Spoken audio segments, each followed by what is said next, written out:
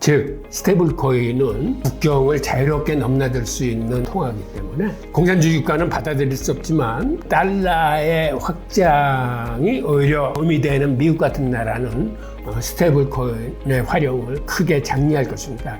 미국 국채 시장의 수요가 그만큼 커진다는 얘기입니다. 그래서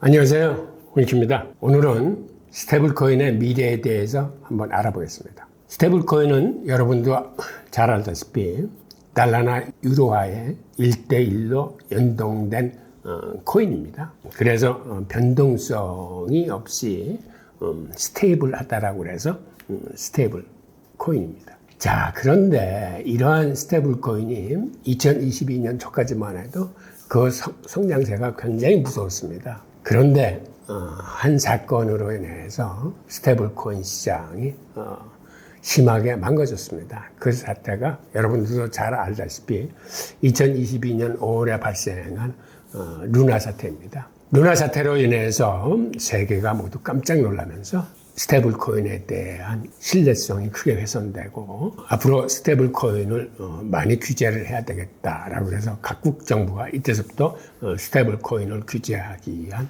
그런 법적 법률 규제에 나서기 시작했습니다.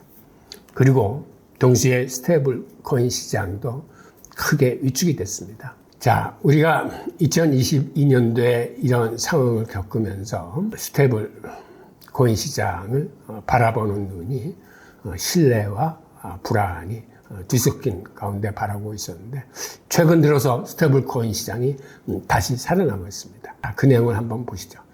지금 시중에 발행된 스테이블 코인은 한 200개가 더 넘습니다. 그러니까 $10,000 미만의 그런 코인들까지 합치면 이렇게 많은 숫자가 있는데 기본적으로 스테이블 코인은 미국의 단기국채 나 회사채 같은 거를 담보로 가지고 달러와 혹은 유로화와 이렇게 1대1로 이제 연동된 화폐인데 과거 루나 사태 이전까지만 해도 2020년 같은 경우는 스테이블 코인 수요가 자그마치 1년에 거의 500% 가까이 증가했을 만큼 당시에는 급격하게 늘어났었습니다. 그랬다가 2022년 루나 사태로 인해서 크게 위축했던 시장이 다시 지금은 성장을 해서 2022년 초 강세장과 이제 거의 비슷한 수준으로 스테이블 시장이 다시 커졌습니다. 그리고 앞으로의 전망은 그보다도 훨씬 더 밝습니다. 앞으로는 스테이블 코인 시장이 생각보다 훨씬 더 빠른 속도로 커질 것으로 보입니다. 그리고 루나 사태 이후에 미국도 바이든 대통령이 행정명령에 서명함으로써 스테이블 코인에 대한 규제책을 세움과 동시에 다른 나라들에 뒤떨어지지 않게 CBDC 발행을 적극 검토해보라는 그러한 행정명령이 있었습니다. 그와 동시에 스테이블 코인에 대한 규제가 진행되면서 테더 같은 것이 법원으로부터 많은 시단임을 받으면서 테더의 당시의 자산 내역을 뜯어보면 중국의 건설업체 회사채거나 위험 자산으로 간주될 수 있는 것들이 담보물에 많이 들어와 있어서 그 후에 미국 법원으로부터 강력한 규제와 벌금을 받은 바 있습니다. 그 후 스테이블 코인 시장이 굉장히 투명해지고 그 다음에는 많은 법적 규제에 부합할 정도로 지금은 굉장히 많은 진전을 보고 있습니다. 그런데 이렇게 시장이 스테이블 코인에 열광하는 이유가 뭘까요? 기본적으로 앞으로의 통화 시장은 달러나 유로화 같은 법정 통화와 그 다음에 중국 등 지금 각국 중앙은행 100여 곳이 개발하고 있는 CBDC와 그리고 CBDC를 발행하지 않는 나라의 스테이블 코인 이 3자 간의 치열한 경쟁이 예상되는데 그중에서도 많은 전문가들이 스테이블 코인이 결국은 승리할 거다라는 그런 견해를 밝히고 있습니다. 과연 전문가들은 뭘 보고 스테이블 코인의 이런 강세를 점치고 있는 걸까요?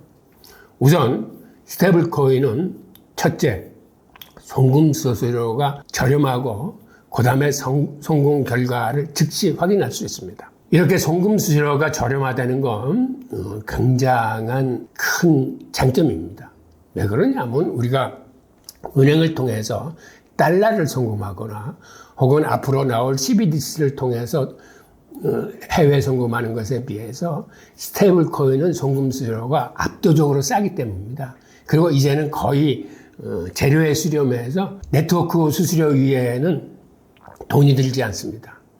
심지어 페이팔 같은 경우는 페이팔의 스테이블 코인을 발행하면서 그들은 165개국에 무료로 송금해 주겠다고 밝혔습니다. 따라서 앞으로 스테이블 코인은 해외 송금 시에 전혀 송금 수수료가 들지 않는 그러한 통화가 될 겁니다. 그런 의미에서 세 통화 중에서는 가장 경쟁력이 있는 통화입니다. 자세한 내용은 지금 보이는 이 텍스트를 한번 읽어봐 주시기 바랍니다. 그리고 두 번째는 스테이블 코인이 현재 달러와 같은 법정화폐와 암호화폐 사이에 가교 역할을 합니다. 즉 스테이블 코인은 현물 시장에서도 쓰이지만 이런 메타버스와 같은 가상자산 경제 생태계 내에서도 쓰이는 돈이 스테이블 코인입니다.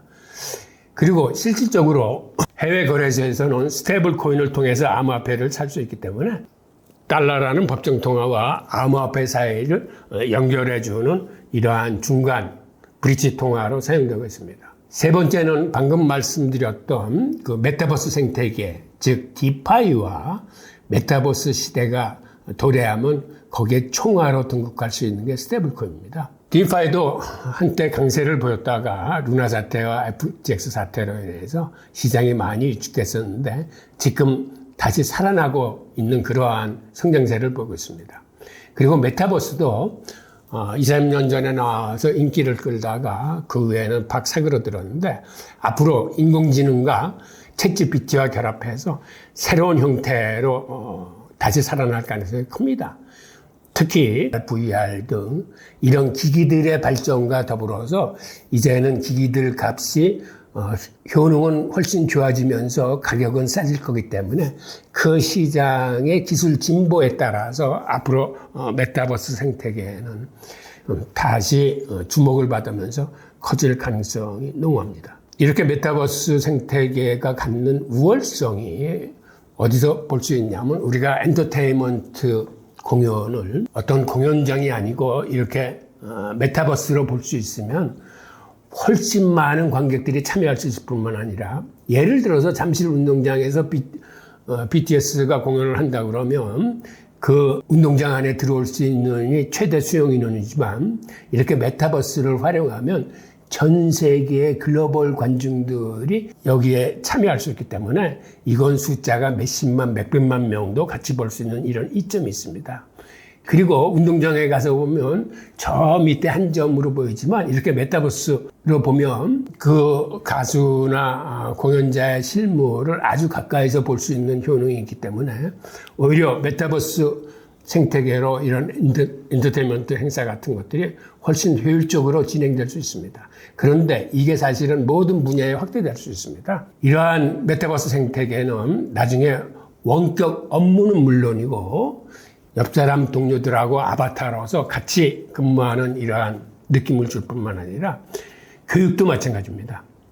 굳이 학교에 가지 않더라도 재택으로 교실에서 선생님과 동료들과 만나서 이렇게 같이 공부할 수 있을 뿐만 아니라 이거는 원격 의료나 원격 관광 등 여러 분야에 접목시킬 수가 있어서 앞으로는 이 분야의 발전이 거듭될수록 이런 메타버스 생태계가 우리 생활 속 깊숙이 들어오면서 메타버스 내에서 일자리와 일거리 창출은 물론이고 가상자산 생태계가 커지면서 그 안에서 쓰일 수 있는 스테이블 코인들의 활용처가 훨씬 많아질 겁니다. 그리고 네 번째 장점은 암호화폐 시장에서 기축통화를 하고 있다는 점입니다. 그리고 다섯 번째는 CBDC를 발행하지 않을 가능성이 큰 미국 같은 나라에서는 이게 CBDC의 대항마로서 스테이블 코인을 키울 가능성이 큽니다. 이러한 요인들로 인해서 스테이블 코인은 앞으로도 성장세가 커질 것으로 보이는데, 우선 스테이블 코인을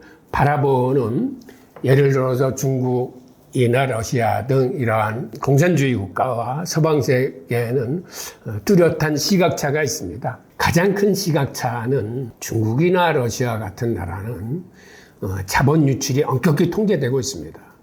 그런 의미에서 추적 가능한 CBDC의 발행을 적극 서두르고 있고, 그들은 스테이블 코인을 국내에서 거래되는 걸 허용하고 있지 않습니다. 그 이유는 여러분들도 잘 아시다시피 CBDC는 추적 가능하기 때문에 CBDC를 가지고 자본 유출할 생각을 먹기 힘듭니다. 결국 추적이 되니까요.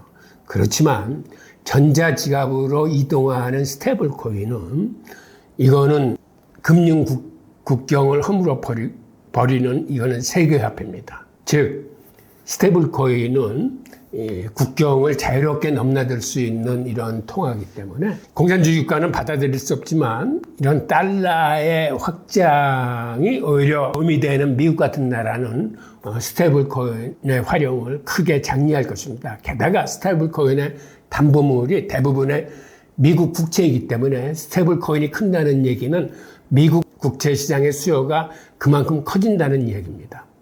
그래서 미국 같은 경우는 스테이블 코인의 성장을 적극적으로 지원할 가능성이 높습니다. 그리고 지난해 발표된 EU의 미카 법안의 발효가 이제 금년이나 후년으로 다가왔습니다. EU의 미카 법안은 여러 시장들이 이 법안에 대한 준비 기간을 주는 걸 허용했기 때문에 앞으로는 이 준비 기간이 끝나는 즉시 시행될 예정인데, 이 법안에서 스테이블 코인에 대한 규제안을 자세히 다뤘기 때문에 오히려 이로 인해서 투자자들이 보호받고 이러한 법적 토대를 기반으로 스테이블 코인이 더 크게 성장할 것으로 봅니다. 그리고 지금 보이는 그래프가 스테이블 코인이 다시 증가세로 돌아서는 이런 모습을 보이고 있음을 알 수 있습니다. 최근에 현안으로 떠오르고 있는 수익 창출 스테이블 코인에 대해서 말씀드리겠습니다. 기본적으로 스테이블 코인은 수익을 나눠주지 않습니다. 여러분들이 US 테더나 서클을 보셨듯이 이거는 달러와 1대1로 연동되어 있는데, 이거를 산다고 해서 그들이 벌어들이는 수익을 스테이블 코인 보유자들하고 공유하지 않습니다. 만약 그들이 매월 그들이 버는 수익의 일부를 보유자들한테 나눠주면 어떠한 현상이 생길까요? 사람들은 누구나 달러 대신 수익을 나눠주는 스테이블 코인을 선호하게 될 것입니다. 그래서 이거는 달러 시스템이나 유로화 시스템에 도전하는 형태, 즉 달러 시스템에 대한 가장 큰 적이 될 것입니다.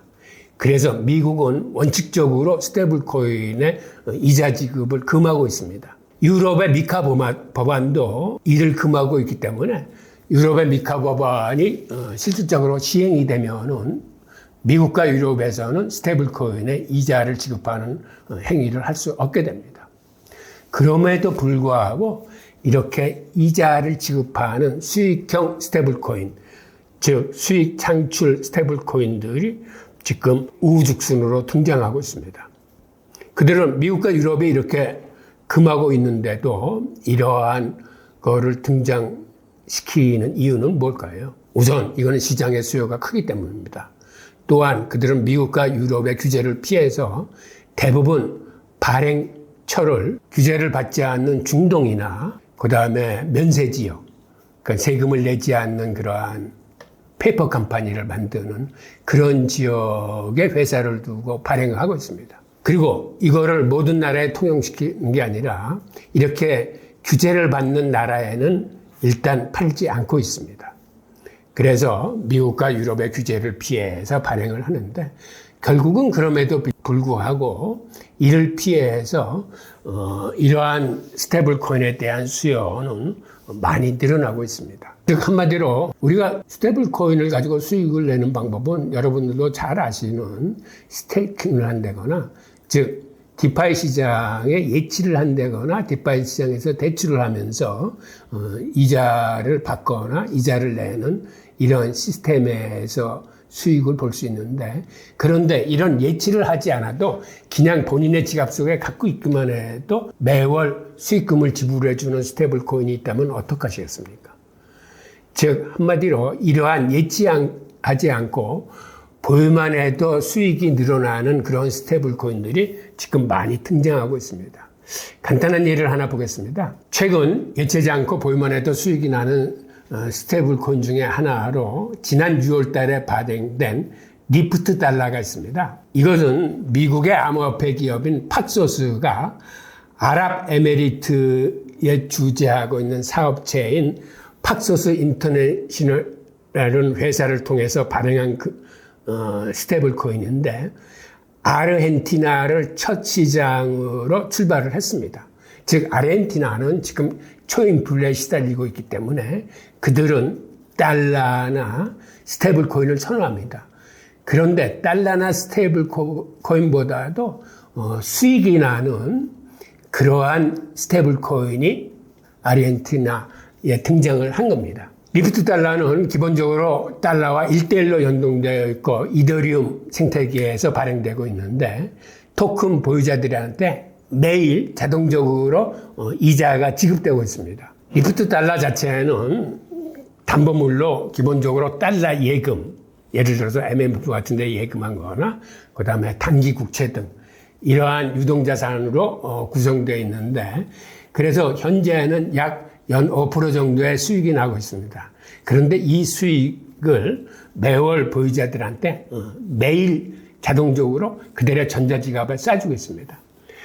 우리가 은행에 예치를 한다거나 혹은 디파이에 예치해서 이자가 붙는 건 당연하다고 생각하는데, 이렇게 예치하지 않고 본인의 개인 지갑에 갖고 있을 뿐인데도 그 지갑으로 계속 이러한 수익금이 들어온다면 사람들은 누구나 이러한 예금이나 예치를 하지 않고도 이러한 코인을 선호할 수뿐이 없을 겁니다. 즉 리프트 달러는 보는 바와 같이 미국과 유럽이 아닌 중동에서 발행되고 있으며, 이러한 돈이 쓰이는 곳은 아르헨티나와 같이 이렇게 초인플레이션에 시달리고 있는 나라의 수요가 큰 시장에서 이제 시작을 했습니다. 즉 이런 식으로 미국과 유럽의 규제를 피해서 발행되는 이러한 수익형 스테이블 코인이 날로 늘어나고 있습니다. 그 내용을 들여다보면 조금 전에 말씀드렸던 이 리프트 달러는 실제로 다음과 같은 나라에서는 이게 매매되지 못합니다.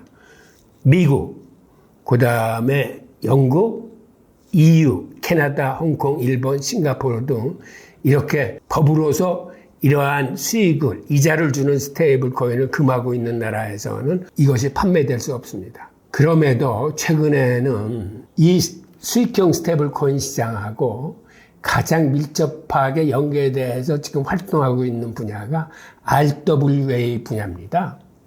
즉 RWA는 여러분도 알다시피 전통 금융시장을 온체인에서 거래될 수 있도록 토큰화한 그런 사업이 RWA 산업인데, RWA 산업 중에서도 가장 지금 활발하게 시작되고 있는 분야가 바로 이런 수익형 스테이블 코인과 연계된 사업들입니다. 내용을 한번 보겠습니다. 전통금융과 연계된 RWA는 수익을 창출하기 위해 전통적인 금융상품의 토큰화된 버전입니다.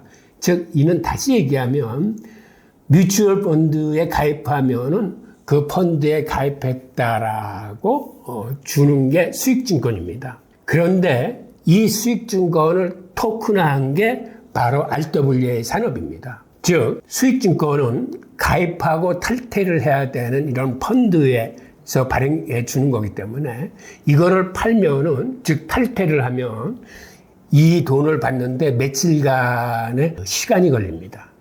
그런데 이거를 토큰으로 하면 이거는 그 즉석에서 거래가 되기 때문에 훨씬 매매자들이 편리할 뿐만 아니라 많은 사람들이 이를 선호해서 이쪽 분야의 수요가 굉장히 늘어납니다. 그리고 펀드 자체를 살 적에는 주당 금액이 비쌀 수 있는데 토큰화되면은 이건 조각 투자도 가능해서 금액을 잘게 쪼개서 투자를 할 수 있기 때문에 앞으로 모든 금융 상품이 토큰화가 된다는 건 바로 이러한 의미입니다. 그런데 지금 RW 산업에서 나타나고 있는 이런 수익형 사업들의 예를 한번 들여다보겠습니다. 우선 언더 파이낸스에서 USDI라고 미국 단기국채와 은행 예금을 기반으로 하고 있는 토큰이 발행되고 있는데 이 토큰은 기관들과 적격한 자격이 있는 개인 투자자들한테 판매되고 있습니다. 그리고 OUSG라는 상품은 단기국채를 기반으로 하고 있는 토큰인데 이거는 기관들에게만 판매되고 있습니다. 이처럼 이러한 코인들이 일반 개인은 사실상 접근이 힘든 형식으로 발행되고 있습니다. 그 이유는 미국이나 유럽에서는 이러한 유형의 상품이 일반들한테 퍼지기 시작하면은 바로 이러한 유형의 RWA 상품은 이거를 스테이블 코인과 전환이 가능하기 때문에 이게 RWA 상품이면서도 스테이블 코인의 성격을 같이 갖고 있습니다. 그래서 흔히 이 발행사에서는 이거를 스테이블 코인이라고 부릅니다.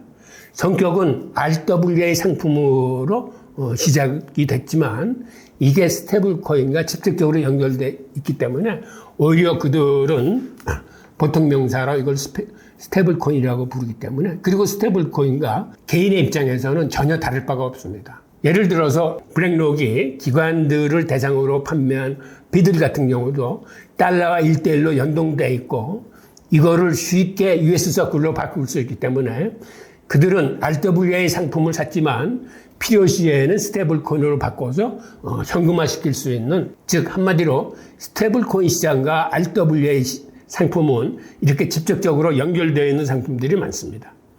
그래서 이런 분야에 지금 상품들이 많이 판매되고 있는데 여기 주요 상품들을 제가 이렇게 쭉 한번 적어 놓은 게 있습니다.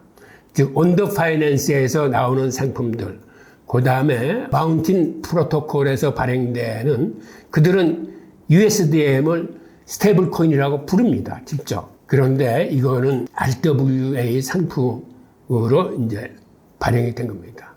이런 유형의 지금 그 상품들을 이렇게 쭉 여기 적시를 해놨으니까 이거를 한번 참고해 보시고 스테이블 코인 시장이 앞으로는 이렇게 RWA 시장하고 긴밀한 관계를 갖고 있으면서 이렇게 RWA 상품을 통해서 수익형 스테이블 코인 시장에 접근하는 방법이 있구나라고 이해해 주시고 과연 미국과 같은 경우는 이 분야를 앞으로 어떤 식으로 다루게 될지를 주목해서 바라보시기 바랍니다. 일단 미국 정부 입장에서는 미국의 국채를 담보로 하기 때문에 즉 어려운 국제시장의 수요를 끌어올리기 때문에 일단은 긍정적인 시각으로 볼 수 있지만 이것이 달러에 대한 도전이라고 판단이 되면 나름대로의 강경한 규제 정책도 나올 수 있기 때문에 우리 투자자 여러분들은 앞으로 이것의 진행사항을 좀 더 눈여겨 바라보실 것을 권해드립니다. 감사합니다. 오늘 내용은 여기까지입니다.